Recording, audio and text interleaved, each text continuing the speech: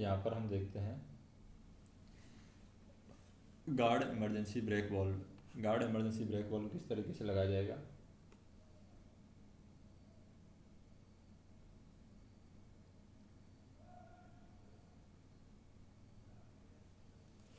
तो यह साधन है एयरबैग प्रणाली के ब्रेक यानों में लगा होता है। यह साधन ब्रेक पाइप के लंबवत विस्तार पाइप पर लगा होता है। इस साधन की सहायता से आपातकालीन परिस्थिति में गार्ड बीपी प्रेशर कम करके ड्राइवर को संकेत दे सकता है। मालगाड़ी के ब्रेक यान से आवश्यकता होने पर गार्ड इमरजेंसी वॉल्व हैंडल की सहायता से बीपी प्रेशर पूर्ण रूप से शून्य कर सकता है। परंतु सवारी गाड़ी के ब्रेक यान के इमरजेंसी वॉल्व के बेंट पाइप के रास्ते में 8 मिलीमीटर छिद्र का चौक लगा होता है। लंबवत विस्तार पाइप से जुड़े ब्रांच पाइप पर बीपी प्रेशर गेज लगाने की व्यवस्था होती है, जो कि ब्रेक पाइप में बने प्रेशर को दर्शाता है। परंतु मालगाड़ी के ब्रेक यान में आसानी से प्रेशर गेज लगाने के लिए क्विक कपलिंग लगी होती है। सामान्य स्थिति में गार्ड इमरजेंसी ब्रेक वाल्व का हैंडल बंद स्थिति में होता है। हैंडल को नीचे घड़ी की सुई की दिशा में घुमाने पर ब्रेक पाइप की हवा बेंट पाइप के रास्ते वातावरण से जुड़ जाता है, जिसके कारण बीपी प्रेशर कम होना शुरू होता है और ड्राइवर को एयर फ्लो इंडिकेटर की सहायता से संकेत मिलता है। नेक्स्ट देखें हम, जैसे गार्ड इमरजेंसी वॉल्व है ये, तो यहाँ पर लंबवत विस्तार पाइप ब्रेक पाइप के लिए है। यहाँ पर ये है लंबवत विस्तार पाइप ब्रेक पाइप के लिए। दूसरा है गार्ड इमरजेंसी हैंडल, ये है गार्ड इमरजेंसी हैंडल। तीसरा है गार्ड इमरजेंसी वॉल्व, यहाँ पर है। चौथा है 8 मिलीमीटर का चौक है यहाँ पर। पांचवा है वेंट पाइप है, ये जहाँ से हवा निकलती है। छठवा है यहाँ पर बीपी प्रेशर गेज मीटर है। सातवां है क्वीन कपलिंग, वॉगी सेड सी के लिए है, क्वीन कपलिंग है ये। और आठवां है ब्रांच पाइप है ये। फिर हम बात करते हैं गार्ड इमरजेंसी ब्रेक वॉल्व, इस तरीके से होता है। ये भी क्वीन कपलिंग होती है यहाँ पर। ये गेज मीटर लगा हुआ है। वैगी बेबी डे जेड-सी मालगाड़ी के लिए ब्रेक यान में और एसएलआर में भी लगा होता है। अब हम बात करते हैं आईसीएफ कोच के ब्रेक पाइप के क्षतिग्रस्त होने पर कोच बाईपास करने का तरीका क्या है। आईसीएफ कोच के ब्रेक पाइप अगर क्षतिग्रस्त हो गया है तो कोच को किस तरीके से बाईपास किया जाता है। मान लिया कि इंजन से कोच नंबर 11 का break pipe BP angle Kock क्षतिग्रस्त हुआ है, अतः इस कोच को बाईपास कपलर की सहायता से हमें बाईपास करना है। Bypass coupler pantry car manager के पास, एसी कोच अटेंडेंट के पास और गार्ड के पास ब्रेक यान में उपलब्ध रहता है, जिसकी सूचना ब्रेक पावर सर्टिफिकेट में दी जाती है। एक कोच को बाईपास करने के लिए 2 बाईपास कपलर की आवश्यकता होती है। कोच बाईपास करने के लिए निम्नलिखित प्रक्रिया ट्विन पाइप एयर ब्रेक प्रणाली एयर ब्रेक सवारी डिब्बों में अपनाई जाती है। Break pipe BP angle Kock क्षतिग्रस्त होने पर भी बाईपास किया जाता है। क्षतिग्रस्त कोच को बाईपास करने के लिए पूरी ट्रेन सिंगल पाइप के साथ चलाई जाती है, अर्थात इंजन का पिछला एफपी एंगल कॉक तथा पहले कोच का अगला एफपी एंगल कॉक को बंद कर देना चाहिए। बाईपास करने का तरीका हम देखें। बाईपास करने का तरीका क्या है। 11वां कोच में ब्रेक पाइप क्षतिग्रस्त हुआ है तो engine coach number 10, coach number 11, coach number 12, तो कोच नंबर 10 है अगला कोच, कोच नंबर 11 ये क्षतिग्रस्त कोच है, इसको हटाना है, आइसोलेट करना है, तो यहाँ से ये पाइप बंद कर देंगे। पिछला कोच नंबर 12 है, ये पिछला कोच है। कोच नंबर 10 अगला कोच है, ये क्षतिग्रस्त कोच है। तो यहाँ पर क्या करेंगे हम, ये बाईपास कपलर लगाया हुआ है, ये बाईपास कपलर, यहाँ पर भी बाईपास कपलर लगा दिया कोच नंबर 11, तो बाईपास कपलर लगा करके इसको आइसोलेट करेंगे। जैसे किस तरीके से बाईपास किया जाएगा उसके बारे में बात करें हम। एंगल कॉक बंद करना चाहिए। सर्वप्रथम इंजन का पिछला एफपी एंगल कॉक और प्रथम कोच का अगला एफपी एंगल कॉक बंद करना चाहिए। 10वां कोच का पिछला दोनों बीपी और एफपी एंगल कॉक, 11वें कोच के चारों एंगल कॉक और 12वें कोच के अगले दोनों बीपी और एफपी एंगल कॉक बंद करने चाहिए। एयर होज अनकपल करना चाहिए। 10वां एवं 11वां कोच के बीच जुड़े हुए सभी एयर होज को एक दूसरे से अनकपल करें। 11वां और 12वां कोच के बीच जुड़े हुए सभी एयर होज को एक दूसरे से अनकपल करें। बाईपास कपलर जोड़ना। 10वें कोच के पिछले बीपी एयर होज से बाईपास कपलर का बीपी पाल्म हेड कपल करें और बाईपास कपलर का एफपी पाल्म हेड को 11वें कोच के अगला एफपी एयर हॉस से कपल करें। 11वें कोच के पिछले एफपी एयर हॉस से बाईपास कपलर एफपी का पाम हैंड कपल करें एवं बाईपास कपलर का बीपी पाम हैंड को 12वें कोच के अगला बीपी एयर हॉस से कपल करें। एंगल कॉक खोलना चाहिए। निम्नलिखित क्रम में एंगल कॉक खोलना चाहिए। 12वां कोच का अगला बीपी एंगल कॉक, 11वें कोच का पिछला एफपी एंगल कॉक, 11वें कोच का अगला एफपी एंगल कॉक, 10वें कोच का पिछला बीपी एंगल कॉक। 11वें कोच को मैनुअली रिलीज और आइसोलेट करें। लटकते हुए एयर हॉस को सस्पेंशन ब्रैकेट या हुक में लटका दें। इसके बाद एयर ब्रेक कंटिन्यूटी टेस्ट लेकर के ट्रेन का संचालन सिंगल पाइप से करें। इस घटना की प्रविष्टि बीपीसी में करें और पूरी घटना का विवरण नियंत्रण कार्यालय को दें। फिर नेक्स्ट हम देखें नॉर्मल कनेक्शन की बात करते हैं। जैसे नॉर्मल कनेक्शन में क्या होगा, बीपी से बीपी एंगल कॉक, एफपी से एफपी एंगल कॉक की हम बात करते हैं। जैसे बाईपास कनेक्शन में हमें क्या करना है, बाईपास कनेक्शन में क्षतिग्रस्त डिब्बे के एफपी एंगल कॉक से अच्छे डिब्बे के बीपी एंगल कॉक क्षतिग्रस्त डिब्बे के आगे व पीछे वाला। क्षतिग्रस्त डिब्बा एफपी एंगल कॉक है, अच्छा डिब्बा बीपी एंगल कॉक यहाँ पर बताया गया है। ये बाईपास कपलर है जो कि यहाँ पर जुड़ा हुआ है, बाईपास कपलर। नेक्स्ट हम देखें फ्लैट टायर। फ्लैट टायर क्या होता है? फ्लैट टायर यह पहिए का दोष है। ब्रेक प्रणाली ब्रेक रैगिंग के किसी दोष के कारण ब्रेक वाइंडिंग होता है, जिसके कारण पहिया घसीटना शुरू होता है। पहिया घिसड़ने के कारण पहिए के ट्रेड पर गड्ढे तैयार हो जाते हैं, जिसे फ्लैट टायर कहते हैं। फ्लैट टायर की लंबाई की अनुमेय सीमा माल स्टॉक में 60 मिलीमीटर, सवारी स्टॉक में 50 मिलीमीटर होती है। सेक्शन में ट्रेन के किसी डिब्बे में फ्लैट टायर मालूम होने पर ड्राइवर और गार्ड प्रभावित डिब्बे का परीक्षण, रिलीजिंग और आइसोलेशन करेंगे। सेक्शन से ट्रेन प्रभावित डिब्बे के साथ अगले स्टेशन तक 20 किलोमीटर प्रति घंटे की गति से चलाएंगे। अगले स्टेशन पहुंच करके प्रभावित डिब्बे में फ्लैट टायर सीमा से अधिक होने पर उसे ट्रेन से अलग कराएंगे। ट्रेन संचालन में फ्लैट टायर वाली पहिए का उपयोग का कारण एक्सल बॉक्स, पहिए, स्प्रिंग आदि के क्षतिग्रस्त होने की संभावना है। फ्लैट टायर वाले पहिए के कारण रेल पथ भी क्षतिग्रस्त हो सकता है। संचालन के समय असामान्य आवाज़ आता है। संचालन के दौरान रोलिंग स्टैक में फ्लैट टायर न हो, इसके लिए कर्मी दल को निम्नलिखित बातें सुनिश्चित करना चाहिए। वैक्यूम बीबी प्रेशर निर्धारित मात्रा में होना चाहिए। पूर्ण रूप से मैनुअल रिलीज करना चाहिए। हैंड ब्रेक रिलीज स्थिति में होनी चाहिए। एमपीटी लोड हैंडल सही स्थिति में होना चाहिए।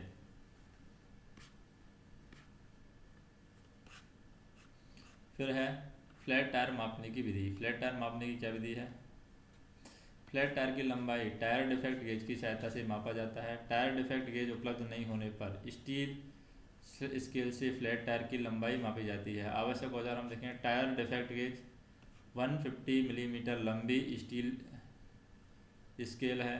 2 कागज रंगीन प्लास्टिक की पट्टियाँ 1 इंच चौड़ी और 2 इंच लंबी है। व्हील फ्लैट मापने के लिए फ्लैट जगह को रेल से 90 डिग्री स्थितियाँ लाएं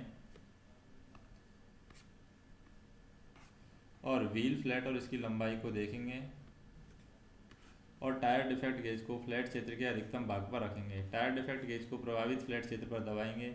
गेज के दोनों तरफ से एक एक करके कागज और प्लास्टिक सीट के स्ट्रिप पट्टी को घुसाएंगे जब तक कि वह आसानी से गेज के नीचे जाती है। ज़्यादा ताकत नहीं लगाएंगे। स्टील स्केल द्वारा दोनों पट्टियों के बीच की दूरी मापेंगे। जो फ्लैट टायर की लंबाई है इसे रिकॉर्ड करेंगे। सेक्शन नॉन TXR पॉइंट में टायर डिफेक्ट गेज उपलब्ध नहीं होने पर फ्लैट वाली जगह पर स्टील स्केल दबाकर रखेंगे। दोनों तरफ से एक एक करके कागज प्लास्टिक के स्ट्रिप घुसाएंगे जब तक कि आसानी से स्केल के नीचे जाती है। अब दोनों स्ट्रिप के बीच की दूरी स्केल पर पढ़ लेंगे जो फ्लैट टायर की लंबाई होगी।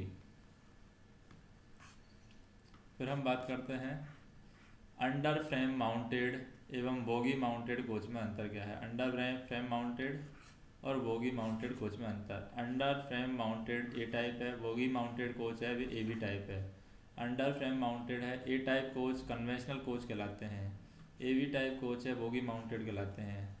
ए टाइप कोच में air brake cylinder under frame के नीचे लगा होता है। AB टाइप कोच में एयर ब्रेक सिलेंडर बोगी अर्थात ट्रॉली पर लगे होते हैं। ए टाइप कोच में 355 मिलीमीटर व्यास के ब्रेक सिलेंडर लगे होते हैं। AB टाइप कोच में 205 मिलीमीटर व्यास के ब्रेक सिलेंडर लगे होते हैं। ए टाइप कोच में कुल 2 ब्रेक सिलेंडर लगे होते हैं और AB टाइप कोच में कुल 4 ब्रेक सिलेंडर लगे होते हैं। प्रत्येक बोगी पर 2 केबल होते हैं।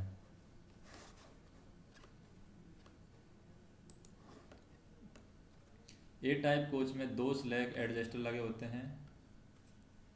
AB टाइप कोच में बाहरी स्लैग एडजस्टर का प्रावधान नहीं है। ए टाइप कोच में कास्ट आयरन ब्रेक ब्लॉक के अलावा low frictional L type brake block भी लगाए जा सकते हैं। AB टाइप कोच में सिर्फ हाई फ्रैक्शनल के टाइप ब्रेक ब्लॉक ही लगाए जाते हैं। ए टाइप के SLR कोच में हैंड ब्रेक कसने पर सिर्फ एक ही ट्रॉली पर ब्रेक लगते हैं। AB टाइप कोच में SLR कोच में हैंड ब्रेक कसने पर सिर्फ एक ही एक्सल पर ब्रेक लगते हैं। फिर हम बात करते हैं किसकी, सिंगल पाइप एयर ब्रेक प्रणाली और ट्विन पाइप एयर ब्रेक प्रणाली में अंतर क्या है। जैसे सिंगल पाइप एयर ब्रेक प्रणाली का उपयोग गुड्स स्टॉक में किया जाता है, जबकि इस ट्विन पाइप एयर ब्रेक प्रणाली का उपयोग कोचिंग स्टॉक में किया जाता है। सिंगल पाइप एयर ब्रेक प्रणाली का उपयोग सिर्फ ब्रेक पाइप का उपयोग किया जाता है, जबकि ट्विन पाइप एयर ब्रेक प्रणाली में ब्रेक पाइप के साथ साथ फीड पाइप का भी उपयोग किया जाता है। और सिंगल पाइप एयर ब्रेक प्रणाली में ब्रेक पाइप 32 मिलीमीटर का व्यास होता है, जबकि ट्विन पाइप एयर ब्रेक प्रणाली में ब्रेक पाइप और फीड पाइप दोनों 25 मिलीमीटर व्यास के होते हैं। एयर पाइप ब्रेक प्रणाली में ऑक्सिलरी रिजर्वायर 100 लीटर का होता है, जबकि ट्विन पाइप एयर ब्रेक प्रणाली में इस ब्रेक प्रणाली में ऑक्सिलरी रिजर्वायर 200 लीटर का होता है। सिंगल पाइप एयर ब्रेक प्रणाली, इस ब्रेक प्रणाली में ऑक्सिलरी रिजर्वायर DV के द्वारा BP प्रेशर 5 kg पर सेंटीमीटर स्क्वायर प्रेशर से चार्ज किया जाता है, जबकि ट्विन पाइप एयर ब्रेक प्रणाली में इस ब्रेक प्रणाली में ऑक्सिलरी रिपेयर फीड पाइप के द्वारा FP प्रेशर 6 kg पर सेंटीमीटर स्क्वायर प्रेशर से चार्ज किया जाता है। सिंगल पाइप एयर ब्रेक प्रणाली में 355 मिलीमीटर व्यास का एक एयर ब्रेक सिलेंडर लगा होता है, जबकि ट्विन पाइप एयर ब्रेक प्रणाली में कन्वेंशनल कोच में 55 मिलीमीटर के व्यास के 2 और माउंटेड कोच में 205 मिलीमीटर व्यास के 4 एयर ब्रेक सिलेंडर लगे होते हैं। और हम बात करें सिंगल पाइप एयर ब्रेक प्रणाली में, इस ब्रेक प्रणाली में कोई भी आइसोलेटिंग कॉक नहीं फिट किए जाते हैं, जबकि ट्विन पाइप एयर ब्रेक प्रणाली में BP1, FP1, BC2, ACP1 कुल 5 आइसोलेटिंग कॉक फिट किए गए हैं। एयर ब्रेक गुड्स स्टॉक में अलार्म सिग्नल साधन का उपयोग नहीं किया गया है, जबकि एयर ब्रेक कोचिंग स्टॉक में अलार्म सिग्नल साधन का उपयोग किया गया है। सिंगल पाइप एयर ब्रेक प्रणाली के ब्रेक यान में प्रेशर गेज लगाने के लिए क्विक कपलिंग की व्यवस्था है, जबकि ट्विन पाइप एयर ब्रेक प्रणाली के ब्रेक यान में प्रेशर गेज लगाने के लिए क्विक कपलिंग की व्यवस्था नहीं है। सिंगल पाइप एयर ब्रेक प्रणाली में ब्रेक यान के गार्ड इमरजेंसी ब्रेक वॉल्व में कोई चौक नहीं होता है, जबकि ट्विन पाइप एयर ब्रेक प्रणाली में ब्रेक यान के गार्ड इमरजेंसी ब्रेक वॉल्व में 8 मिलीमीटर का चौक होता है। सिंगल पाइप एयर ब्रेक प्रणाली में 3-वे डर्ट कलेक्टर लगा होता है, जबकि ट्विन पाइप एयर ब्रेक प्रणाली में 2-वे डर्ट कलेक्टर लगा होता है। अब बात करते हैं LHV कोच की। कौन से कोच की बात करेंगे हम? LHV coach. LHV कोच क्या है और क्या क्या फैसिलिटी LHV कोच के अंदर होती है?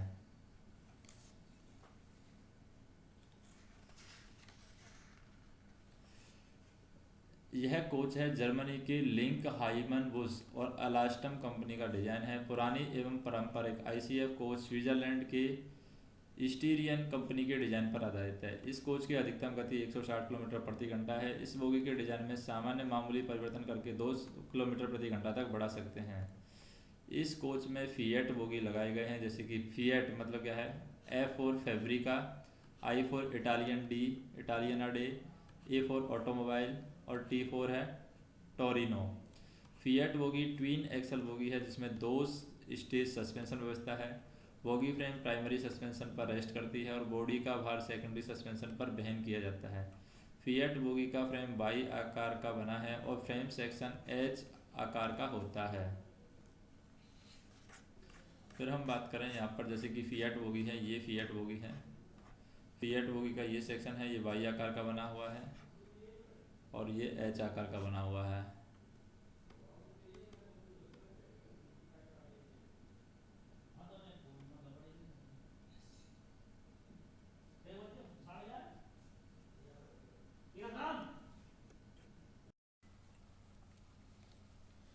तो यहाँ पर हम देखें आगे, जैसे कि प्रत्येक एक्सल के अंतिम सिरों पर क्या होता है, प्रत्येक एक्सल के अंतिम सिरों पर कार्टिज टेपर रोलर बियरिंग का प्रावधान है। यह एक प्री असेंबल्ड यूनिट के रूप में आता है। इसका अनुरक्षण 1.2 मिलियन किलोमीटर के बाद करना होता है। दोनों सस्पेंशन में nested steel helical coil spring का प्रावधान है। प्राइमरी सस्पेंशन सीधा एक्सल बॉक्स पर 4 स्थानों पर है, जबकि सेकेंडरी सस्पेंशन बोगी वॉलेस्टर के नीचे लगा है। इस कोच में एक्सल माउंटेड डिस्क ब्रेक का प्रावधान है। एक्सल माउंटेड डिस्क ब्रेक के उपयोग के कारण ब्रेकिंग क्षमता में बढ़ोतरी हुई है और साथ ही साथ ब्रेकिंग के कारण पहिए के ट्रेड पर घिसाव की संभावना पूर्ण रूप से समाप्त हो गई है। जैसे हम बात करें यहाँ पर, ये है ब्रेक पैड, जो यहाँ पर दिखाया गया ब्रेक पैड है। ये VCV फ्लेक्सिबल हॉज है, ये VCV का फ्लेक्सिबल हॉज है। और यहाँ पर ये है ब्रेक डिस्क, जो कि ये बाहर की साइड लगाई गई है, ये है ब्रेक डिस्क। नेक्स्ट हम बात करें LHV कोच में फिट किए जाने वाले एयर ब्रेक प्रणाली। LHV कोच में फिट किए जाने वाली एयर ब्रेक प्रणाली हम बात करें, जैसे इसमें क्या होता है, यहाँ पर ऊपर की साइड हम देखें, ये ब्रेक सिलेंडर वाला सेक्शन हो गया। ये PSEV जो वॉल्व है लीकेज के लिए है। यहाँ पर ये ब्रेक एक्सीलरेशन है, एक्सीलरेटर, ये ब्रेक इंडिकेटर है। और अगर हम नीचे चलें तो यहाँ पर डीप वाल्व लगे हुए हैं, डीप वाल्व AR है। ये ब्रेक सिलेंडर हो गया। यहाँ पर ये भी ब्रेक सिलेंडर है। ये DV है, ये प्रेशर स्विच है, ये वॉगी की IC है। नेक्स्ट हम देखें साइड में, इसके अंदर LHV कोच में फिट किए गए एयर ब्रेक प्रणाली में हम यहाँ पर भी देखते हैं PSEV brake acceleration, brake accelerator है यहाँ पर। और यहाँ पर हम देखें deep valve BC brake cylinder, ये BP पाइप है, FP पाइप है। और यहाँ पर क्या होगा, वॉगी है, ये प्रेशर स्विच यहाँ पर लगा हुआ है, DV है। और ये कंट्रोल रिजर्वायर है, CR। तो हमें यहाँ पर ये देखना है कि ये जो ब्रेक क्लीपर हैं, बैक क्लीपर कहाँ है, यहाँ पर होंगे बैक क्लीपर, ब्रेक क्लीपर। फिर ब्रेक पैड है, यहाँ पर पैड पहिए के यहाँ पर होते हैं। ये ब्रेक डिस्क है, जो कि यहाँ पर ही है, ये ब्रेक डिस्क है LHV कोच में। और ब्रेक सिलेंडर है, यहाँ पर होता है ब्रेक सिलेंडर। तो इसमें हमें ये ध्यान रखना है कि प्रत्येक एक्सल पर 640 × 110 मिलीमीटर साइज के ब्रेक डिस्क लगे होते हैं। LHV कोच में twin pipe graduated release air brake प्रणाली का प्रावधान है, जिसकी मुख्य विशेषताएं इस प्रकार हैं कि ब्रेक पाइप एवं फीड पाइप 28 मिलीमीटर बाहरी व्यास कोच की पूर्ण लंबाई में ब्रेक पाइप एवं फीड पाइप समांतर स्थिति में लगे हैं और बोगी के पास आकर के 2 भाग में विभाजित होकर के दोनों अंतिम सिरे पर हेड स्टॉक के नीचे 2 सेट में बढ़ जाते हैं। अतः प्रत्येक कोच में 4 BP एवं FP एंगल कॉक का प्रावधान है। ब्रेक उपकरण के विवरण की बात करें, ब्रेक उपकरण का विवरण क्या है, जैसे डिस्ट्रीब्यूटर वाल्व है, डिस्ट्रीब्यूटर वाल्व है, KE1 KE distributor valve series type है। P पैसेंजर कोच के लिए है। E इलेक्ट्रोन्यूमेटिक ब्रेक के साथ प्रावधान किया गया है। D है डिस्क ब्रेक के लिए। 160 किलोमीटर प्रति घंटे के अधिक के लिए व्हील स्लाइड प्रोटेक्शन की व्यवस्था भी यहाँ पर की गई है। नेक्स्ट देखें कि ब्रेक एप्लीकेशन समय है वो 3 से 5 सेकंड है। ब्रेक रिलीज जो समय है 15 से 20 सेकंड है। फिर है ब्रेक उपकरण मुख्यतः 4 स्थानों पर लगा होता है, pressure tank, air reservoir, brake control panel, bogie के उपकरण और कार बॉडी पर उपकरण। तो प्रेशर ब्रेक की बात करें हम, प्रेशर टैंक है, एयर रिजर्वायर जैसे प्रेशर टैंक है, मेन रिजर्वायर चेक वाल्व के साथ 125 लीटर ब्रेक एप्लीकेशन के लिए होता है। ऑक्सिलरी रिजर्वायर होता है 75 लीटर टॉयलेट एवं ब्रेक एप्लीकेशन दोनों के लिए। 125 लीटर एवं 75 लीटर दोनों रिजर्वायर ब्रेक एप्लीकेशन के लिए उपलब्ध है। कंट्रोल रिजर्वायर 6 लीटर का होता है। ब्रेक कंट्रोल पैनल में बात करें, ब्रेक कंट्रोल पैनल क्या होता है, प्रेशर चेक करने के लिए test fitting BP, FP, CR और BC। Pressure switch wheel sliding protection के लिए BP एवं FP के filters, dirt collector, isolating cock BP, FP bogie 1, bogie 2 और CDTS। फिर लोड सेंसिंग वॉल्व है। लोड सेंसिंग वॉल्व के सिग्नल के अनुसार सभी प्रकार के ग्रॉस वेट के लिए उस अनुपात में डिस्ट्रीब्यूटर वॉल्व के साथ VC प्रेशर को नियंत्रित करना। बॉगी के उपकरण की बात करें, जैसे कि हॉज कनेक्शन है, प्रत्येक एक्सल के ब्रेक सिलेंडर को जोड़ने के लिए हॉज कनेक्शन होते हैं। ब्रेक कैलिपर क्या होता है, 8 की संख्या में प्रत्येक बॉगी के लिए 4, 2 बाएं और 2 दाएं हाथ के डिजाइन होते हैं। UIC टाइप पे 35 मिलीमीटर मोटाई के 200x2 वर्गाकार ब्रेक पैड के लिए कैलिपर के प्रभावी ब्रेक त्रिज्या है 247 मिलीमीटर। ब्रेक कैलिपर का लीवरेज अनुपात है 2.17 सभी के लिए, और पावर कार के लिए 2.48 है, यानी 2.48। फिर हम बात करते हैं यहाँ पर जैसे कि ब्रेक कंट्रोल पैनल हम देखें। ब्रेक कंट्रोल पैनल में यहाँ पर C3W डिस्ट्रीब्यूटर बल्ब के साथ है, और ये एस्कॉर्ट DB के साथ में बताया गया है। एस्कॉर्ट DB यहाँ पर दिखाया गया है, ये एस्कॉर्ट DB है। ये मैनुअल रिलीज रोड है यहाँ पर, और ये है बॉगी आइसोलेशन कॉल, जो बॉगी को ब्रेक आइसोलेट करने के लिए काम आती है। फिर यहाँ पर हम देखें ब्रेक सिलेंडर। ब्रेक सिलेंडर में जैसे कॉम्पैक्ट डिजाइन, आंतरिक auto signal activate slack adjuster, piston stroke 21 millimetre की, स्लैक क्षमता 160 मिलीमीटर। ब्रेक सिलेंडर का साइज 10 इंच 250 मिलीमीटर। अधिकतम BC प्रेशर 3 kg पर सेंटीमीटर स्क्वायर। फिर हम देखें यहाँ पर जैसे कि ब्रेक कैलिपर्स, ये है ब्रेक कैलिपर्स लगे हुए हैं यहाँ पर, ये वाले सेक्शन। ये ब्रेक सिलेंडर यहाँ पर लगा हुआ है, ब्रेक सिलेंडर पाइप के पास में ही। नेक्स्ट हम देखें ब्रेक पैड। ब्रेक पैड क्या है? कंपोजिट टाइप 35 मिलीमीटर मोटी और 200 वर्ग सेंटीमीटर। कुल 16, 8 प्रत्येक बोगी पर, 8 बाएं हाथ के एवं 8 दाएं हाथ के डिजाइन है प्रत्येक कैलिपर्स पर। घिसाव सीमा है अधिकतम 28 मिलीमीटर की घिसाव यहाँ पर सीमा बताई गई है। फिर है ब्रेक डिस्क की बात करते हैं। ब्रेक डिस्क में क्या होता है? प्रत्येक कोच में 8 एक एक्सल पर 2 होते हैं। डिस्क की साइज 640 मिलीमीटर 110 मिलीमीटर की। मटेरियल ग्रे कास्ट आयरन का मटेरियल होता है। कॉनकेव गियर है अनुमेय 200 मिलीमीटर का, और स्लेटिंग गियर है अनुमेय 2 मिलीमीटर का है। स्पीड सेंसर केवल पोल व्हील 80 दांतों के साथ हम देखें। प्रत्येक एक्सल के लिए 0.1, एक कोच में 4 की संख्या में। स्पीड सेंसर और पोल व्हील के भी 0.7 से 1.1 मिलीमीटर। फिर कोच के आंतरिक भाग में व्हील स्लाइड प्रोटेक्शन का माइक्रोप्रोसेसर यूनिट होता है। कार बॉडी पर उपकरण पुर्जे हम देखें। एंगल कॉक 0.8 की संख्या में। कोच के प्रत्येक अंतिम सिरे पर 4 की संख्या में BP2 और FP2 होते हैं। BP एवं FP एयर हॉर्स 8 की संख्या में होते हैं। BP4 और FP4। ब्रेक एप्लीकेशन एवं रिलीज इंडिकेटर है 4, कोच के दोनों साइड में 2 की संख्या में प्रत्येक बोगी पर। Anti skid valve, dump valve भी कहते हैं, 4 की संख्या में प्रत्येक एक्सल के लिए। एक टर्मिनल बॉक्स स्पीड होती है। सेंसर केबल के लिए यहाँ पर 4 की संख्या में होते हैं। इमरजेंसी ब्रेक ऑक्सीलेटर एक होता है, यह पुर्जा ब्रेक पाइप से जुड़ा होता है। इसका कार्य BP प्रेशर की गिरावट के अनुसार ट्रेन की लंबाई में BP प्रेशर को बड़ी ऑरिफिस से बाहर निकाल करके शीघ्रता से एक समान से ब्रेक लगाना है। फिर हम बात करते हैं यहाँ पर एयर हॉर्स। तो जैसे कि यहाँ पर ये लटक रहे हैं, ये क्या है? एयर हॉर्स है। फिर हम बात करें emergency brake accelerator. Emergency brake accelerator में ये इमरजेंसी ब्रेक एक्सीलेटर हो गया। अब हम बात करते हैं ब्रेक सिस्टम की। जैसे कि ग्रीन है, ये ब्रेक इंडिकेटर है, ग्रीन है, कौन सी बोगी में ब्रेक लगा हुआ है, इस तरीके से दिखाएगा। तो अलार्म चेन पुल करने की व्यवस्था यात्रियों की सहूलियत को ध्यान में रख करके बॉडी के आंतरिक कंपार्टमेंट व्यवस्था है। अलार्म सिग्नल साधन को सामान्य स्थिति में करने के लिए बाहर जाने की जरूरत नहीं है। जिस स्थान से अलार्म चेन खींची गई है उसी स्थान पर रीसेटिंग की चाबी को लगा करके सामान्य स्थिति में कर सकते हैं। जैसे अलार्म पुल हैंडल है, वो इस तरीके से यहाँ पर दिखाया जाएगा, इसको कह सकते हैं। रीसेटिंग करने का स्थान यहाँ पर चाबी लगा करके उसको रीसेट किया जाता है, और चाबी लगा करके इधर क्लॉकवाइज डायरेक्शन में घुमाया जाता है। फिर हम बात करते हैं, यहाँ पर एक डिवाइस है जिसको बोलते हैं PEASD, जो कि अलार्मिंग के लिए ये काम आती है। यहाँ से प्रेशर डाउन होता है, गाड़ी के अंदर BP का प्रेशर डाउन होता है, जिससे ब्रेक लग जाते हैं। फिर हम बात करें आपातकालीन परिस्थिति में यात्रियों के जल्द निकास के लिए कोच बॉडी में 4 स्थानों पर इमरजेंसी एग्जिट विंडो का प्रावधान है, जिसका हैंडल यहाँ पर बताया गया है। इमरजेंसी एग्जिट विंडो का प्रावधान यहाँ पर किया गया है। संकट के समय लाल हैंडल को खींच सकते हैं, और लाल हैंडल को खींचने के बाद में ये इमरजेंसी विंडो है, ये खुल जाएगी।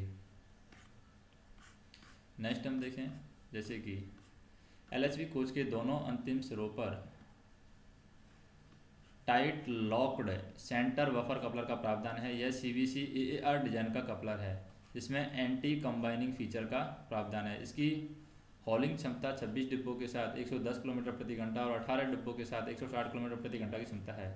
CVC ऑपरेटिंग हैंडल को अनावश्यक रूप से घूमने से रोकने के लिए ऑपरेटिंग हैंडल के हाउसिंग में हैंडल को लॉक करने के लिए लॉकिंग स्क्रू का प्रावधान किया गया है। तो सेंटर बफर कपलर है, वो यहाँ पर बताया गया है। इसमें लॉकिंग की व्यवस्था भी की गई है, जैसे कि इस तरीके से लॉक किया गया है इसको, ताकि कभी भी गाड़ी का एक्सीडेंट हो तो एक के ऊपर एक डब्बा चढ़े नहीं। नेक्स्ट हम देखें सीवीसी ऑपरेटिंग हैंडल एवं हाउसिंग है, ये लॉकिंग स्क्रू है यहाँ पर। नेक्स्ट देखें यहाँ पर टर्मिनल बॉक्स है, ये टर्मिनल बॉक्स है, टर्मिनल बॉक्स पोल व्हील एक्सल बॉक्स कवर के साथ में, यहाँ पर बताया गया पोल व्हील एक्सल बॉक्स कवर के साथ में है। ये जो हम देख सकते हैं सेंसर केबल है यहाँ पर लगी हुई है, सेंसर केबल। तो LHV कोच की लंबाई है वो कितनी होती है 23,540 मिलीमीटर हेड स्टॉक से हेड स्टॉक तक, जब तक कि OHE कोच की लंबाई 21,337 मिलीमीटर है हेड स्टॉक से हेड स्टॉक तक। ICF कोच की लंबाई है 21,337 और LHV कोच की है 23,540 और ICF कोच की लंबाई है 21,337। अतः LHV कोच की लंबाई ICF कोच से लगभग 2.2 मीटर अधिक है, जिसके कारण इसकी बैठक क्षमता बढ़ गई है। बॉडी के आंतरिक संरचना में वेज और पाथवे अधिक चौड़े हो गए हैं। LHV कोच की बॉडी में कंपोजिट मटेरियल तथा आवश्यकता के अनुसार स्टेनलेस स्टील का अधिकतम उपयोग होने का कारण इसका वजन हल्का है। और लेबोरेटरी मॉड्यूल वातानुकूल यूनिट के cover, window frame, snack table, tray, ceiling seat, side panels, door frame panels, wash machine, door frame panels आदि कंपोजिट मटेरियल के बने हैं। LHV कोच की राइडिंग इंडेक्स 2.5 है। LHV कोच में कंट्रोल डिस्चार्ज टॉयलेट सिस्टम का प्रावधान है ताकि स्टेशन परिक्षेत्र में गंदगी न फैल सके। फिर हम बात करते हैं यहाँ पर किसकी, फिएट बोगी वाली LHV कोच में ब्रेक बाइंडिंग होने पर ब्रेक रिलीज एवं आइसोलेट करने की विधि क्या है। तो ब्रेक बाइंडिंग की स्थिति में उस बोगी की ब्रेक इंडिकेटर लाल रंग की हो जाएगी। लाल रंग की होने के बाद में हम क्या करेंगे, DV का मैनुअल रिलीज खींचेंगे। यदि ब्रेक रिलीज हो तो DV को आइसोलेटिंग हैंडल क्षैतिज स्थिति में उठा करके बांधें और ब्रेक पैनल में लगे आइसोलेटिंग कॉक से AR को आइसोलेट करें एवं AR को खाली करें। और यदि ब्रेक रिलीज न हो तो ब्रेक पैनल में उपस्थित प्रभावित बोगी का आइसोलेटिंग कॉक की घड़ी की विपरीत दिशा में 90 डिग्री घुमाएं, जिससे प्रभावित बोगी आइसोलेट एवं स्वतः रिलीज हो जाएगी। यदि ब्रेक रिलीज हो गए हैं तो ब्रेक इंडिकेटर हरा रंग का बताएगा और ब्रेक क्लिपर से ला करके ब्रेक का रिलीज होना सुनिश्चित करें।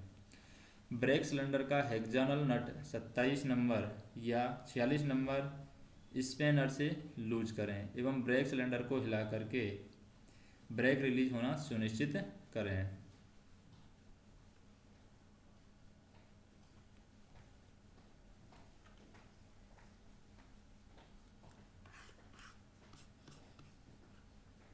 फिर है अलार्म चेन डिवाइस का रीसेटिंग। LHV कोच के लिए है अलार्म चेन डिवाइस का रीसेटिंग किस तरीके से किया जाएगा। तो अलार्म पुल हैंडल यहाँ पर दिखाया गया है, ये है अलार्म पुल हैंडल और रीसेटिंग करने का स्थान यहाँ पर दिखाया गया है, जो कि लॉक लगा करके यानी कि हम चाबी लगा करके इसको रीसेट कर सकते हैं। आइसोलेशन कॉक है, ये PEV के लिए आइसोलेशन कॉक जो दी जाती है नीचे दी जाती है यहाँ पर आइसोलेशन कॉक, इसके द्वारा भी हम रिलीज कर सकते हैं यानी कि उसको आइसोलेट कर सकते हैं। तो यहाँ पर हम देखें जैसे कि अलार्म चेन पुल डिवाइस कोच के प्रत्येक कूपे में दिए गए हैं। यदि किसी कोच में चेन पुलिंग हो गया है तो उस कोच के PEV जो कोच के अंडर फ्रेम में लगा है 90 मिलीमीटर से तेज़ हवा निकलने की आवाज़ सुनाई देगी। अब उस कोच को पहचान करके कोच के अंदर से उस अलार्म चेन पुल डिवाइस को लोकेशन पता लगाएं जहां से चेन खींची गई है।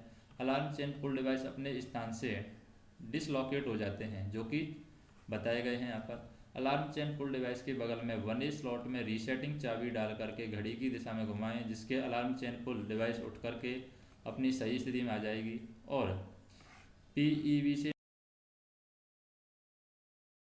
निकलने वाली हवा किसी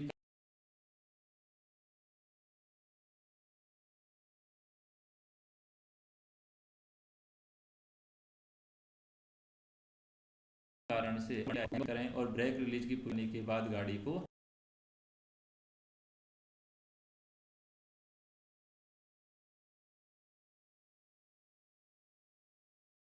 मेटल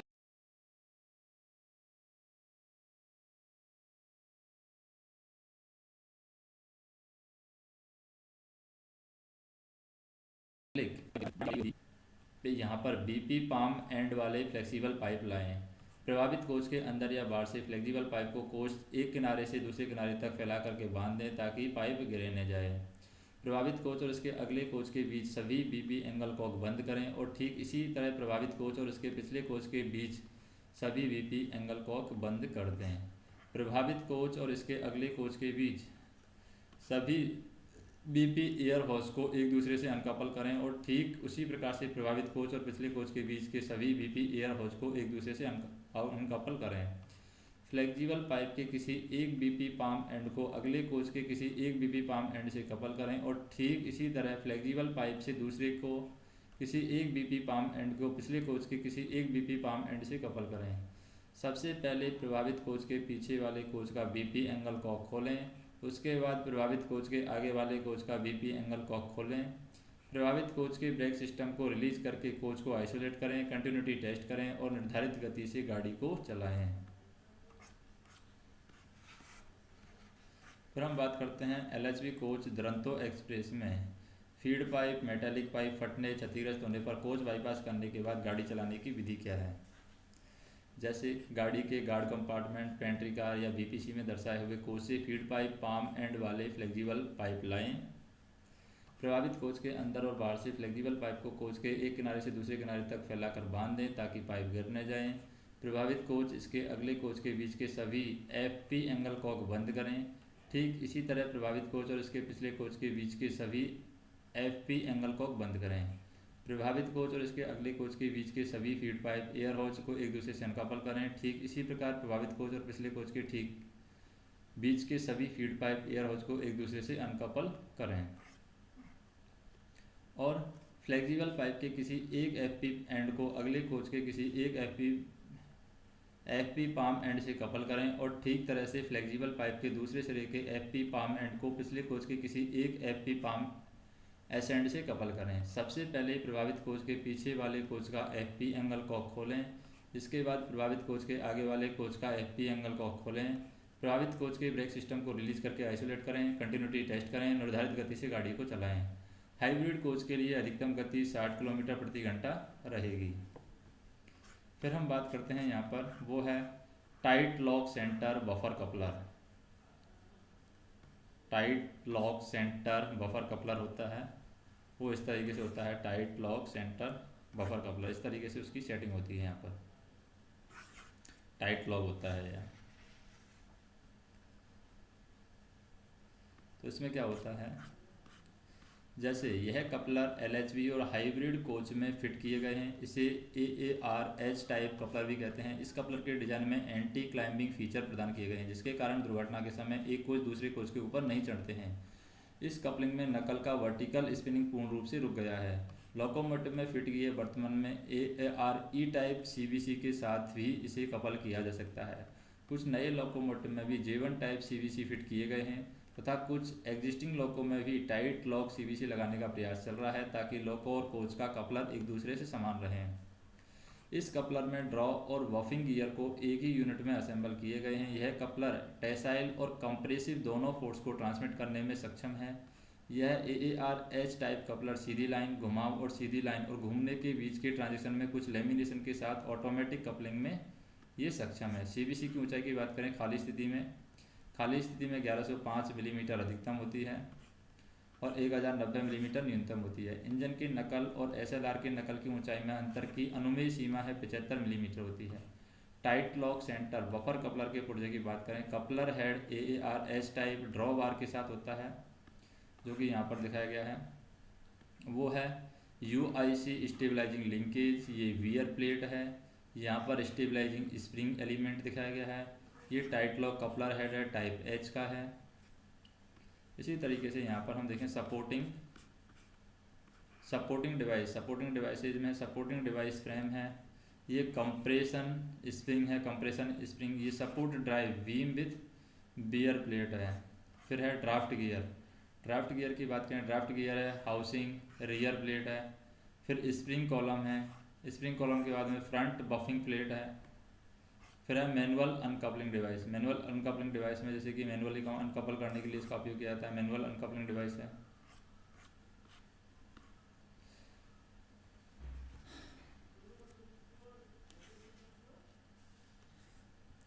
बाकी चीज़ें हम नेक्स्ट वीडियो में देखेंगे।